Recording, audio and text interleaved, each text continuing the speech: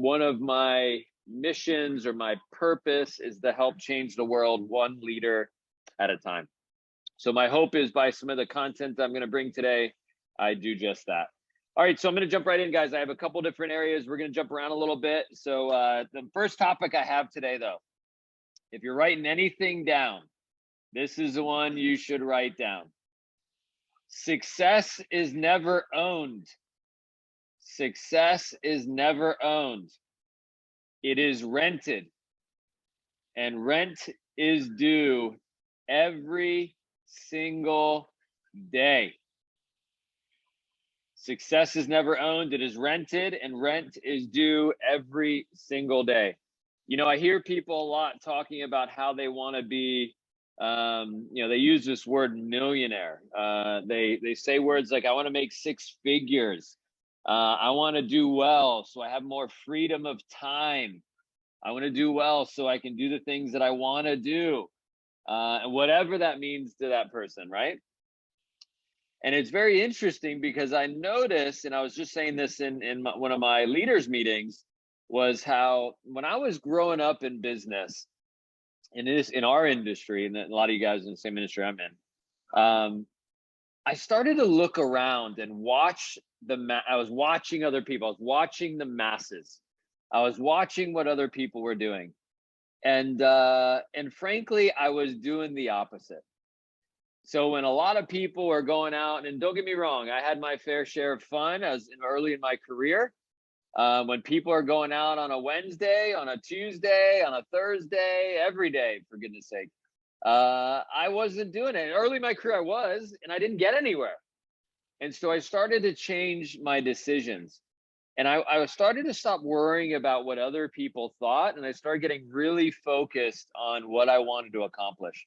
You know, one of the things I'm going to say when I'm traveling, we got our kickoff, our national conference coming up next week, and I know a lot of people in this call will be there. And one of the things I'm going to talk about how you should start becoming more concerned with your dollars in your bank account as opposed to your amount of friends you have on TikTok. When you start becoming more concerned about the dollars in your bank account as opposed to how many likes you got on the stupid video you posted on TikTok or Instagram, in my opinion, you're going to start making decisions that are consistent with that, right?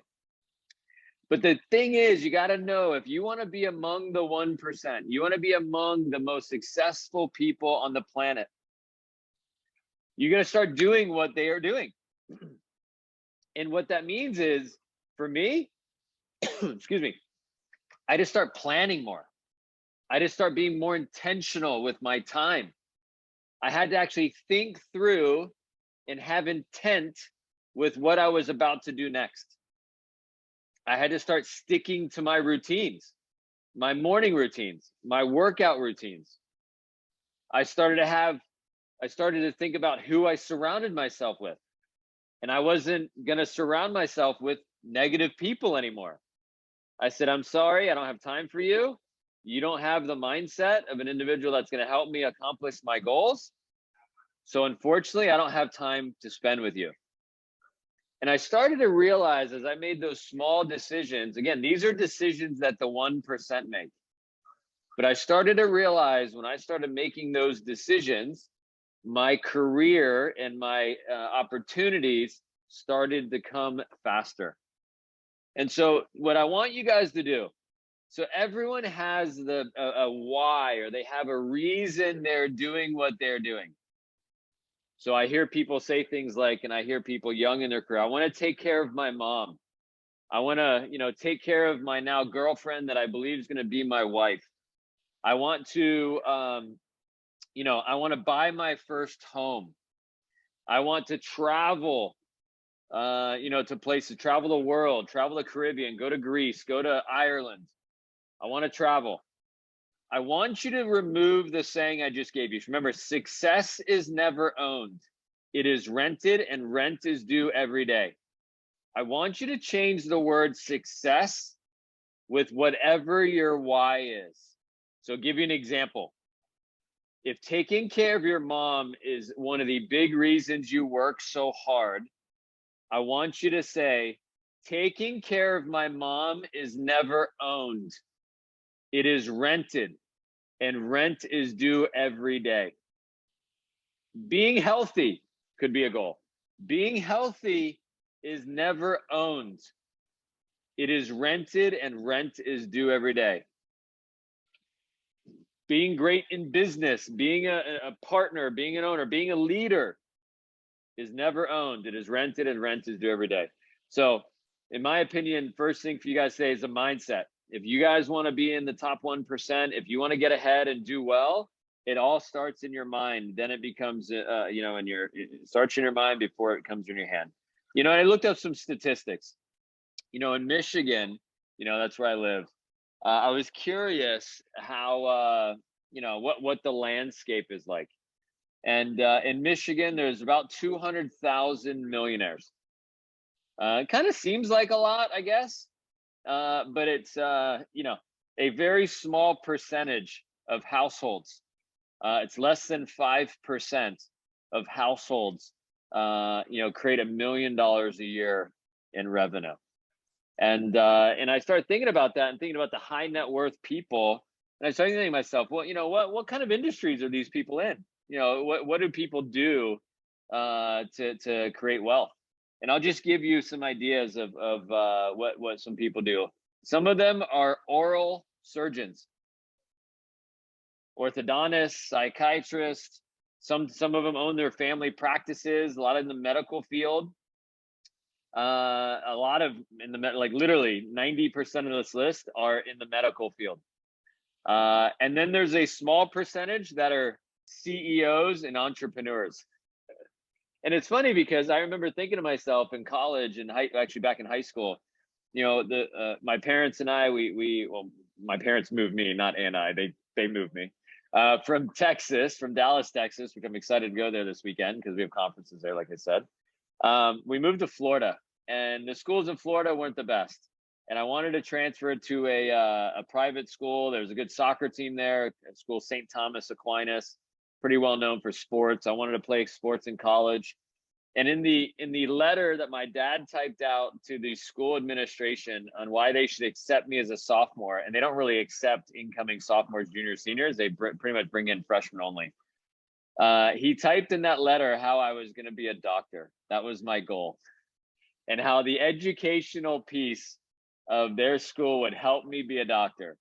And then he also mentioned I played soccer and everything else. And the long story short, the reason I got into the school is because the administrator's assistant was a friend of my soccer team, my club team. His mom was the administrative assistant. She saw my resume on the list that said no, and she moved it over to the list of consider.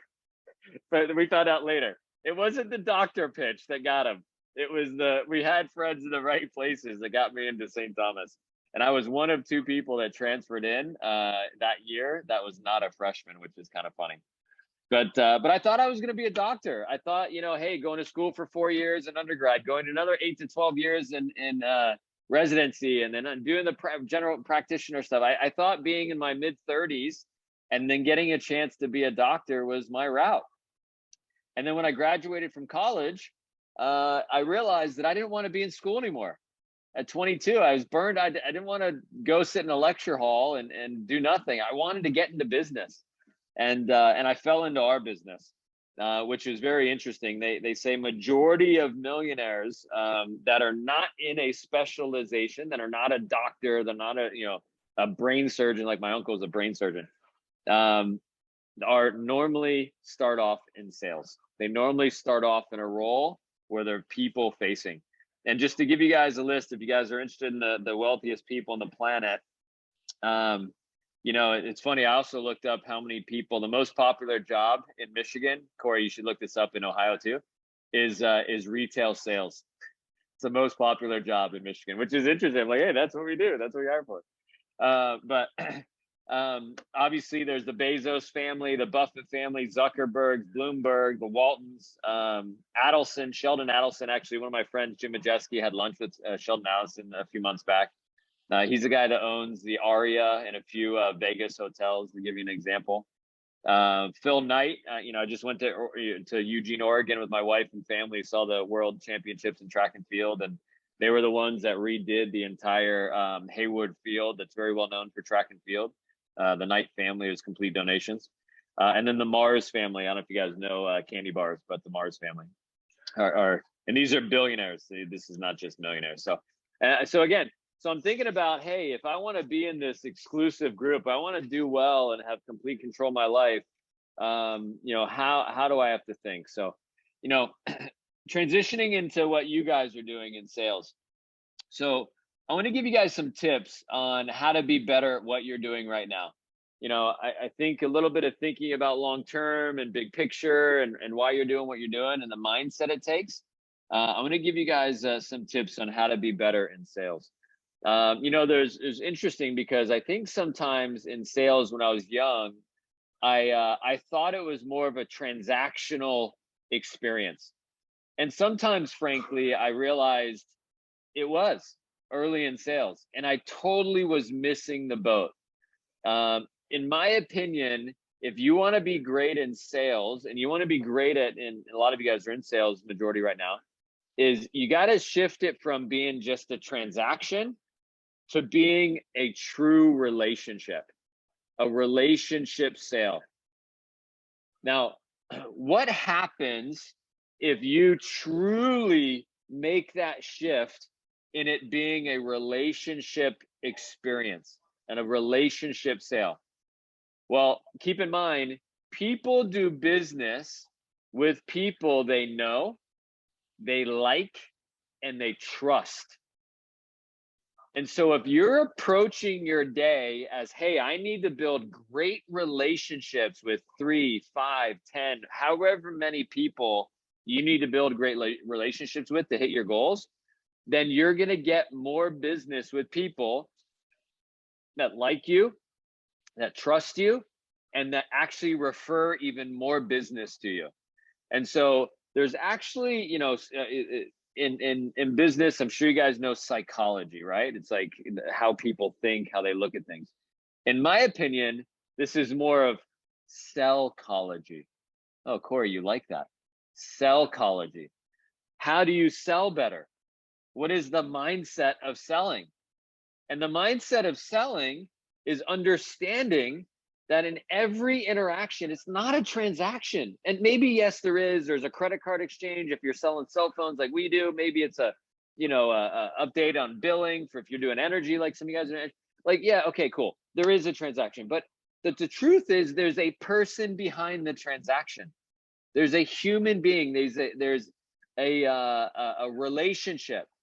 And again, if you focus on that relationship, it doesn't matter what you say. What really matters is how they receive what you're saying, right? I learned early in my career, I started off doing door-to-door sales in my early 20s. It was first business to business. I would walk into a business, I'd talk to them about their energy rates, I would put them on fixed rates. I'm sure this is ringing a bell, some people on the call. I would do this also. I would go out to residential homes, and part of my career, I would sell internet, I would sell TV service, I would sell energy services. At one point I walked into businesses and I met with mid-market type companies and we sold trash brokerage services. So I was talking trash. I was talking trash. Yeah, think about it. But the reality is, no matter what I've sold in my years, and I've sold in parts of the country in the South, I've sold in the Northeast, I've sold in the Midwest, I've sold in the West Coast. No matter what interaction I've had, I've always leaned on the relationship. I know the 7th card in poker. I know that the X factor is me. I am selling me more than I'm ever selling a product or service. And if you want to be great in sales, understanding the relationship, understanding the approach, becoming aware of how other people feel with what you're saying will absolutely bring them into you even more. I noticed, I see Tyler on the call today, and I watched the pictures he posts after he does his sales, and everyone seems to be having an amazing time. And again, I'm looking at a picture. I don't know for sure, but I'm guessing.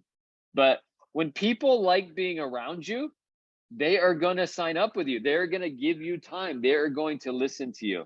So just be aware that relationships will get you more business. And if they feel good around you, so ultimately, you have to feel good about you to be able to give people the goodness to feel about them.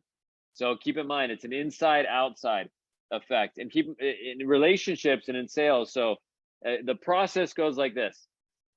They're first a stranger, right? The people we work with every day, they're first a stranger. And then as you interact with them and you get to know them, they become an acquaintance because you're building a relationship. And that acquaintance could actually become a friend, right? And listen, if the relationship stops there, cool, that's fine. But if you want to be great in sales, a true relationship, a friend, will then translate into maybe even a fan. They're a fan of you. They not only like the experience that you provided them, but they also liked what you stand for, because you talked more than just the sale. You talked more than just the product you're offering. You talked about things that maybe could help them, a mindset, a goal. And then all of a sudden that fan could even, the coolest thing happens, they become a raving fan. And then all of a sudden you start getting referrals. You start getting people that just show up and they start, helping you even more, right? And so remember, you give yourself to strangers, and again, they could become an acquaintance, they could become a friend, and then overall, if they become a raving fan, that's where the business you start doing starts really happening. And as you, again, this can translate not just in the field, this translates to leadership. If there's people in the office that you serve, we talked this morning that the top performers, the people that are really get what they're doing, will look at the whole office like their own office. And they'll start helping people and serving people because it's the right thing to do. And I'll tell you, I really, over the last 3 years, I've really leaned into this concept. And that's why this channel even was created. I started thinking to myself, man, if I could serve people on a bigger scale, if I could give to people on a bigger scale, then the world's going to then give to me tenfold. And my career financially has gone like this in the last 3 years. And I made some damn good money in my first 15, 20 years, but it has absolutely taken off like this in the last 2 or 3 years. And there is, in my opinion, there is no coincidence that I'm serving on a bigger scale. I'm giving on a bigger scale. There's people that come up to me at these conferences we go to, and they play these playbacks of the YouTube channel, for their families, for their friends. They share it with people. They do it for their companies, their offices. I got people outside of our business that it's an every Tuesday thing that they play one of our videos. And so I'm a firm believer. You give, and you give on a higher level, that you're going to get in return on a higher level. And I'll give you guys a little tip. Something I learned recently, and again, on a call that I'm just trying to, nourish my mind with more information so I can serve you guys. So I'm going to give you guys a simple sales system on when you meet people. Does anybody in the call, when you meet people, you come across someone that you don't sign up, that could be a prospect later? Does anybody have any of these on a day-to-day basis? Yeah? Okay. So I'm going to give you guys a little tip on how to do this.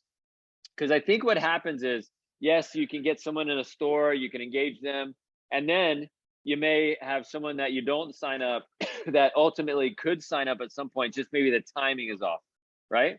So again, talk to your manager if you can get these numbers and names or whatever, but on the program I'm on, this could totally work. So I'm going to give you a system on how to keep up with contacts. All right. So a good system is, and again, maybe I'm wrong, but in my phone, the letter Q, the letter V, and the letter Z have very limited amount of contacts in them. Maybe it's me. I don't know.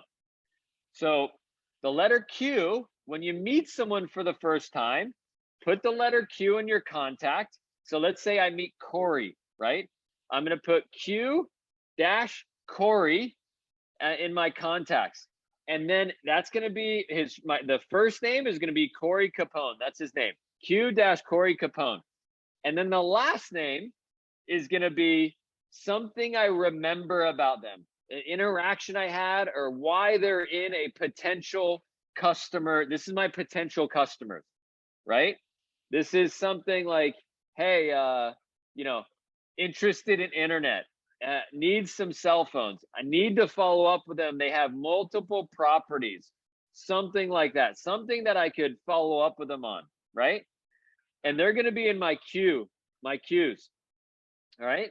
Now, I get these over the course of time. And if I'm interested in get this business later, hey, I might drop them on my off day. I may spend 15 minutes going through my queues and say, hey, I met you in the store, blah, blah, blah. Have you thought more about it? Hey, I have a promotion that's starting this Friday on the S22, right? And I'm just checking in with them. Hey, you mentioned something about getting fiber internet. I know this, we got some gift cards now. It's a new month, right? So, and then I'm going to send a couple messages out and see what lands. All right. And then over the course of time, that list could grow, right? So who's to say that you can't get 1 or 2 people a week of people you've already contacted in the past, and that, you know, they can come in and get an easy yes, or maybe get 3 or 4 of those, right? And then, so that's the queue, is the potentials, right? The next one I'm going to do is, okay, if somebody does come in and I sign them up, and, you know, some of our programs have a process where you got to follow up with people. You got to get some people activated, right? It doesn't always happen on the energy side. It's the easiest part of energy. You kind of sign them up, and then maybe there's not much else to do after that. On the programs, on the other programs, you sell them, and then you activate them, and then you follow up, right? So I'm going to move that person to V. The V section of my phone is going to be the ones that I've sold to and that maybe haven't activated yet, that maybe I got to follow up with, or that maybe, you know, I am going to activate this week and they got more products I can sell to them, right? And then the V section again is people I got to follow up with. And then the Z, once I move to somebody and I get them activated and they're all good, the Z is I'm going to move them to Z. And these are the ones I've already sold to. These are the people that I've already followed up with, and I got them they're already a customer. And then they potentially can add more products. I can add more services. I can add more things to sell to them, right? Yeah, I know here in Michigan, our portfolio of stores, I got a call yesterday about it expanding, which is pretty awesome, right? So we got a lot more things we got to do in Michigan, and this is happening across the board. Some tests that are happening across different markets, literally in the next 2 weeks. And so adding more products, adding more internet, doing these things could be very helpful in building out. And they say, you know, again, I said this earlier, your network becomes your net worth. There's so many people that I've met in the last 20 years that have helped me in multiple ways, right? That have referred me to things, and not just about sales. You know, I've got introduced. There are certain things that went on with my family, myself, my wife, that we needed to get into some specialists for different things health wise. And because I know one person, they know another person, and they referred me to one of the best specialists in Michigan, right? And, you know, and I've seen this happen in general. Speaking of doctors, so my doctor that I went to 2 weeks ago, he says to me, he's a runner, and he says to me about you know, this World Track and Field Championships we went to, and he goes, hey, you know, I'm actually friends of you know, some of the track athletes because of my buddy I went to college with. And he's like, hey, do you want to meet some of the long distance? And again, my long story short, we ended up running into anyways, but he knew people that were literally gold medalists that were going to be at the track and field event. He goes, hey, I can text my buddy, and if you want to do a meet and greet with your kids with them, that'd be pretty cool, huh? And it's just, again, very interesting how when you build the right relationships with people, how they will get you pretty cool opportunities. So just in review, guys, happy Friday again. Success is never owned. It is rented, and rent is due every day. So fill in the things you want to accomplish, things that you want to do. And keep in mind, if you want to be among the best, you want to be among the best at anything, you're going to have to put in the time. And I'll leave you with this.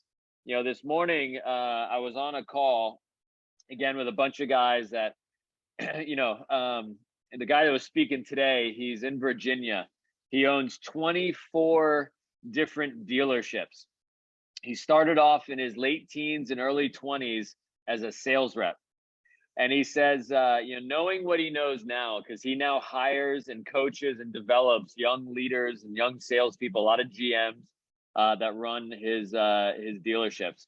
And he says this morning, he goes, you know, I look at today's world, and I look at the next you know, group of people that aspire to accomplish what I've accomplished, and I share with them stories, and I share them things that I had to do, and then I just watch to see what they actually do. And he said when he was young in sales, and it reminded me of, you know, guys like Corey and you know, a buddy of his, Benny, that built his career in the last 10, 15 years in our industry. And he said, he goes, the dealership opened, the showroom opens at 9, right? Most people probably know that if you ever looked at a car. What he would do is in his 20s and in late teens, he would get up about 6 a.m. He would eat breakfast. He would go work out because he knew his personal mindset and how, you know, mentally strong he was would translate to how successful he was. He would then get to the dealership at 7:15. And the reason he got to the dealership at 7:15 is he wanted to walk the lot one time before he went on the showroom floor, so he would know what products he had to essentially on his book of business for the day. And then he would go to the service counter. The service counter would show up at 7:30, and he would meet and greet people that some of them were his customers, and some of them were customers that other people sold to that they never followed up with, that they never took care of.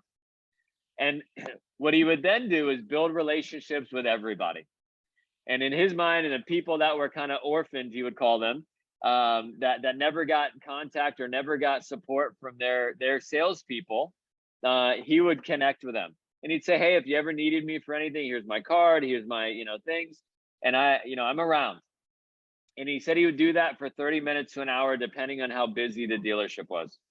And then by 8:30, he would jump on his email and he would send up a couple, you know, emails, and he would send out a bunch of contacts of people that were in his contact list in his phone, people he'd done business with in the past, and people that were, you know, in the pipeline to do business with him now. And at 9 o'clock, when the showroom opened, everyone else showed up, but he'd already been there for 2 hours. And he says, and he shares these stories, and he shared it this morning because a lot of his people were on the call, frankly, from what he said. And he goes, and it's interesting to me that everyone tells me they want to be successful, and everyone I meet in my salespeople. And he goes, I'm sure anybody on the call today that are, you know, hired people in the past, and they meet young people, they always talk about they want to do well, they want to get ahead, they want to have freedom, they want to live, you know, part of the year in the beach, part of the year wherever. And he goes, and I tell my stories of what I had to do. And I had to do something very similar, right? I had to do that a ton in my early days of building my business and getting started. You know, and people, some people and young in my career, they'd be like, oh, you put in a lot of hours. You put in a ton of hours, 10, 12, 15, 16 hours a day. I never counted the hours. I didn't, because in my mind, I was doing what it took. I never looked at the time because I figured either I'm going to pay now and play later, or I'm going to play now and pay later. And in my eyes, I wanted to pay now. I wanted to pay early in my life, early in my career, and put in a ton of effort and lift a lot of weight and work really, really hard so I could have choices and I could travel and go places and do the things that I wanted to do and not have to be able to lift all the weight. Like my business, my organization did close to $300,000 in business last week. Last week, 300K. I didn't do one sale last week, but I'll tell you what, I spent a lot of time mentoring, coaching, and developing people to think the right way. I put a lot of time in my early years, and I spend a lot of time now with my core people to help them get what they want now, right? But my point is you gotta put in the time and effort. If you, again, you're gonna pay now and play later, or you're gonna play now and pay later. And trust me when I tell you, when you get older, you're in your 30s, 40s, 50s, and 60s, you're not gonna have as much energy. It's gonna be harder to do what you have to do. So trust me when I tell you, get busy now. A friend of mine today posted a picture in a group me about a lion. The Lions suck in football in Michigan. For any guys who are here, I'm sorry I'm hurting your feelings. They suck. It's okay. I'm a Redskins fan. I've just come to terms with it. All right. I saw Joe Burrows yesterday. I don't know if it was a recent thing, but he's like doing sprints with the guys. I don't know if he's injured or whatever, but he's doing sprints on a golf cart just because he wanted to be included. He's driving the cart back and forth across the field, back and forth, because he just wanted to be a part of the team. But when the Lions, if you want to be the king of the jungle, and the jungle is life, you're going to have to get after it. But first, you're going to have to believe. You got to believe you're the king of the jungle before you get there.